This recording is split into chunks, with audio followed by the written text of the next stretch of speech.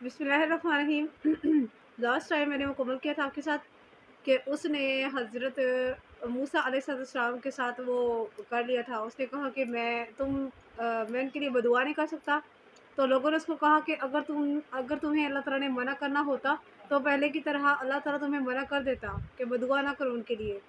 अब की बार अगर अल्लाह ने जवाब नहीं दिया तो इसका मतलब ये है कि अल्लाह ताला तुम्हारे हक़ में है कि तुम उनके लिए बदुआ कर दो। तो हुआ यूँ कि उसने बदुआ कर दी, लेकिन बदुआ के अल्फ़ाज़ जो है वो उसकी कौम के ख़िलाफ़ निकल रहे थे। जिस बादशाह ने उसको वो किया था, हायर किया था, उसकी कौम के ख़िलाफ़ ही उसकी बदुआएँ निकलने लगी। फिर यूँ हुआ, उसकी ज़ुबान लटक गई, उसकी ज़ुबान बाहर निकल आई और लटक गई। तब उसने ये शहज़ादी को, बादशाह की बेटी को कहा कि उनको औरतों के जाल में फँसा दो। तब ये लोग हार सकते हैं, क्योंकि ये अल्लाह के मुकर्रब बंदे हैं, मूसा अलैहिस्सलाम और इनकी कौम। ये अल्लाह के मुकर्रब बंदे हैं, तो ये तुमसे हारेंगे नहीं, जंग नहीं हार सकते। यकीनन इसमें कोई शक नहीं है। अल्लाह ताला के जो लश्कर हैं, जो अल्लाह ताला की जो होती हैं, वो लोग हारते नहीं हैं।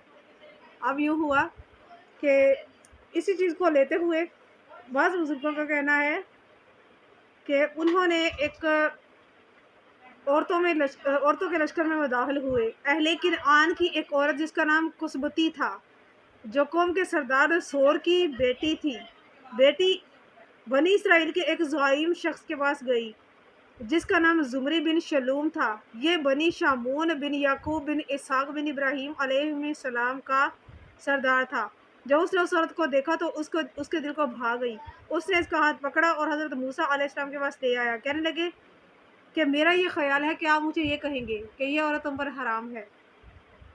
आप अलैहिस्सलाम ने फरमाया, यानी कि मूसा अलैहिस्सलाम ने, कि हाँ ये तुम पर हराम है।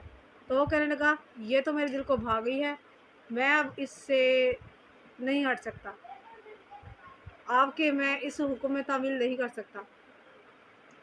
चनाचे अल्लाह ताला ने इन लोगों के ऊपर ताउन की बीमारी को मुसल्लत कर दिया। ताउन की बीमारी फैल गई। जब ये वाक़या हुआ तो उस वक्त मूसा अलैहिस्सलाम का दस्ते रास्त फ़खाज़ बिन इज़ार बिन हारून गायब था। जब वो वापस आया तो ताउन की बीमारी अपने डेरे जमा चुकी थी। जब उसे ज़ुमरी के वाक़े का इल्म हुआ तो उसने अपना नेज़ा उठाया, जो तमाम का तमाम लोहे का बना हुआ था, कि हम लोगों की कौम में वो ताउन की बीमारी फैल चुकी है। वो उसके खेमे में चला गया। जो हज़रत मूसा अलैहिस्सलाम का दस्ते बाजू था, वो उसमें चला गया, ज़ुमरी के ख़ैमे में चला गया। वहाँ जाकर अपनी उस नेज़े के साथ उनके ऊपर वार किया और उन दोनों की लाश को नेज़े की नोक के ऊपर उठा के बाहर ले आया और कहने लगा, अब जिसने इस तरह की हरकत की या ऐसा सोचा, उसके साथ मैं यही सलूक करूँगा। चनाचे अल्लाह ताला ने उनके ऊपर से जो बाकी बच गए थे, ये सारा कुछ एक दिन में हुआ था। जो लोग बच गए थे, बाज़ रिवायतों में है 50,000 लोग ज़िना की लपेट में, क्योंकि वो औरतों को उन्होंने वो कर दिया था ना, औरतों को पेश कर दिया था ना उन्होंने।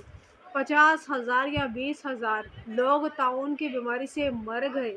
ये सारा कुछ एक दिन में हुआ। अल्लाह की कुदरत है, अल्लाह ताला की ये है, सारी हिकमतें हैं। 70,000 या कम से कम 20,000 लोग ताउन की नज़र होकर लकमे उज्र बने। और इस तरह उन्होंने अल्लाह को हाज़िर नाज़िर जान कर के, अल्लाह हम तेरे नाफरमान के साथ ऐसा ही सलूक करते हैं। इसके बाद ताउन की बीमारी ख़त्म हो गई।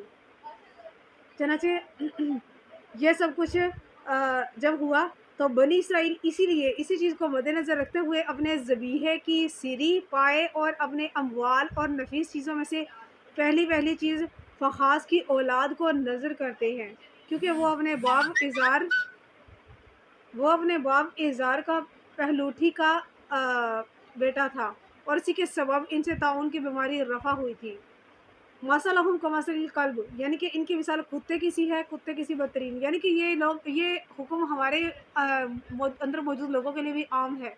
ये ख़ास उन्हीं के लिए नहीं था, ये हम लोग भी इसमें शामिल हैं। वो कैसे कि ये जो मैं खोल के नहीं बयान कर सकती कि कौन लोग हैं। इन लोगों को हम लोग जब कुरान से नसीहत वगैरह कर रहे होते हैं तो इन पर ज़रा असर नहीं पड़ता, उल्टा ये हमारे साथ लड़ाई झगड़े को आते हैं कि ये हाँफते रहते हैं, कुत्ते की तरह ज़ुबान भी मुँह से निकालते रहते हैं और इनका थूक जो है ज़ुबान से वो गिरता रहता है। वो उनके साइड इफ़ेक्ट्स हैं, उनके वो शिर्क के जो हैं वो उनके वो निकलते रहते हैं, वो उसको नहीं छोड़ सकते और वो हरगिज़ छोड़ेंगे भी नहीं, क्योंकि ये अल्लाह का वादा है। یہ بدعا کے بعد کیونکہ اس کی بدعا سے اللہ تعالیٰ کے حکم کے باوجود اس نے بدعا کی تھی اللہ تعالیٰ کی نظر میں، اور وہ ہلاک ہو گیا. اس نے اپنی بربادی خود تجویز کی تھی. تو اسی کی مثال کو یہاں اللہ نے بیان کیا ہے، اور اس مثال میں مراد سارے کے سارے تمام لوگ ہیں موجودہ دور میں. موجودہ اس میں لوگ سارے یہ شامل ہیں. یہ وہ شخص تھا جو مرتد ہو گیا تھا اور اس میں شامل آج کل کے لوگ بھی ہیں، سارے کے سارے ہیں کہ ہم لوگ ان کو قرآن سے حدیثوں سے دلائل وغیرہ دیتے ہیں، اس کے باوجود یہ لوگ لڑائی جھگڑے اور اپنے اس کفر پر ٹکے رہتے ہیں. تو یہ ان کی مثال ہے کہ یہ ان کی مثال کتے کی سی ہے کہ ان کو چھوڑو تب بھی ہانپتے رہتے ہیں، جب ان کو شکار کے لیے وہ کر دے تب بھی یہ ہانپتے ہی رہتے ہیں. چنانچہ اب یہ ہوا کہ اللہ تعالیٰ نے فرمایا کہ اللہ تعالیٰ ان لوگوں کو ہرگز نہیں بخشے گا. ان کے لیے 70 بار یہ لوگ کرے، ان کے لیے استغفار کرو تبھی اللہ کریم ان کو نہیں بخشے گا. بعض نے اس کا بیان یہ لیا ہے کہ کافر منافق گمراہ کا دل کمزور اور ہدایت سے خالی ہوتا ہے، اس لیے وہ بہت دھڑکتا اور مضطرب رہتا ہے. اس حالت کو ہی کتے کے ہانپنے کی حالت کے ساتھ تعبیر کیا گیا. فقص اصیل قصص علیہم، یعنی بلعام کے احوال سے واقفیت رکھنے والوں کو یہ واقعات سنائیں کہ بلعام کا کیا حشر ہوا. اللہ تعالیٰ نے اسے اپنی رحمت سے دور کر دیا، وہ گمراہی کی اتھاہ گہرائیوں میں پڑ گیا. اب دیکھو نا، اتنی دولت، اتنا وہ سارا کچھ ہونے کے باوجود وہ گدھی کے ساتھ لگا رہا ہے، باقی کیا رہ گیا اس کا. عورت، کیونکہ وہ جو دوسری عورتیں تھی وہ بڑی بڑی تھی، اس سے بہت بڑی تھی. بڑی سے مراد یہ کہ قد بت کے لحاظ سے. تو اس میں اعظم کی جاننے کی اس نعمت جو اللہ تعالیٰ نے اس کو عطا کی تھی، اس نے اس کی قدر نہ کی، اس کا استعمال ناحق کرنے لگ گیا، بلکہ اس نے یہاں تک جسارت کی کہ اللہ تعالیٰ کے پیارے کلیم اللہ علیہ السلام اور آپ کے پیروکاروں کا حزب الرحمن پر بدعا کرنے لگ گیا. نبی کریم صلی اللہ علیہ وسلم کے ایسے اوصاف موجود، اور میں نے آپ کو اس کے تینوں جو وہ واقعات ہیں وہ میں نے آپ کو بتا دیے ہیں کہ یہ نبی پاک پر ایمان نہیں لایا تھا، اور یہ صحابہ کرام، اس کی اولاد جو صحابہ کرام سے بھی ملی تھی، جو انہوں نے وہ کہا تھا کہ لوگ ہماری ماں کو کتیا کہتے ہیں، تو تم اس کے لیے تینوں دعائیں اس نے ضائع کر دی، اور یہ نبی پاک پر ایمان بھی نہ لایا تھا. یہ 3-4 جو اس کے واقعات ہیں وہ میں نے آپ کو ڈیٹیل کے ساتھ بیان کر دیے ہیں. آج یہ میرا ٹاپک مکمل ہو گیا ہے.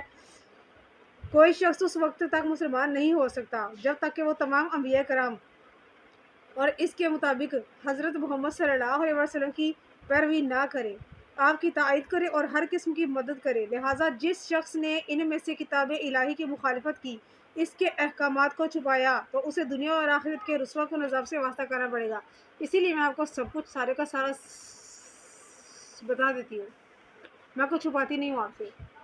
کچھ ایسی ہوتی ہیں چیزیں جو میں الفاظ آپ کو اشارہ کر دیتی ہوں، اور سمجھداروں کو پتہ ہے کہ وہ اشارہ کن لوگوں کی طرف ہے. باقی الحمدللہ میں کچھ نہیں چھپاتی ہوں. ساء مثل قوم الذی، یعنی ان لوگوں کی مثال بہت بری ہے جو ہماری آیتوں کو جھٹلاتے ہیں. ان کی مثال کتوں کی سی ہے جن کا مقصد ہے حرص و طمع، کھانا پینا اور شہوت رانی کے سوا اور کچھ نہیں. جو علم و ہدایت سے منحرف ہو کر شہوات اور خواہشات کا غلام بن گیا، وہ کتے کے مشابہ ہو گیا. کیسی بدترین مثال ہے. نبی پاک صلی اللہ علیہ وسلم نے فرمایا ہماری مثال بری نہیں ہے، کیونکہ ہبا دے کر لینے والا کتے کی طرح ہے، کہ ایک کتا ہے جو الٹی کرے اور پھر اس کو الٹی کو چاٹ لے، پھر اس کو کھا جائے. تو یہ ہماری بھی یعنی کہ اس طرح کی مثال ایک نکل آئی ہے، لیکن ہے کہ یہ آیت عام ہے. وہ کتے کی طرح جو ہانپنے والے لوگ ہیں وہ موجود ہیں، ہر جگہ وہ موجود ہیں، آج کل کے دور میں بھی موجود ہیں وہ والے لوگ. پھر فرمایا وارفو سب کانو یظلمون، یعنی کہ اللہ تعالیٰ نے کسی پر ظلم نہیں کیا، بلکہ انہوں نے خود ہی اتباع حق اور اطاعت الہی سے انحراف کر کے دنیاوی لذات اور خواہشات میں مبتلا ہو کر اپنے آپ پر ظلم کیا. آپ کو بہتر پتا ہوگا کہ ایسے کون کس طرح کے لوگ کر رہے ہیں سارا کچھ. تو یہ تھی میری آج کی ویڈیو، یہ مکمل ہو چکا ہے ٹاپک. تو اس سے سبق حاصل کریں، صرف قرآن کریم سے، قرآن و سنت سے جو مسائل وہ واضح ہیں صرف ان پر عمل کریں. اگر آپ نماز وغیرہ پڑھ رہے ہیں اور صدقہ خیرات کر رہے ہیں تو کافی ہے، اور باقی خرچ کرنے کی کیا ضرورت ہے.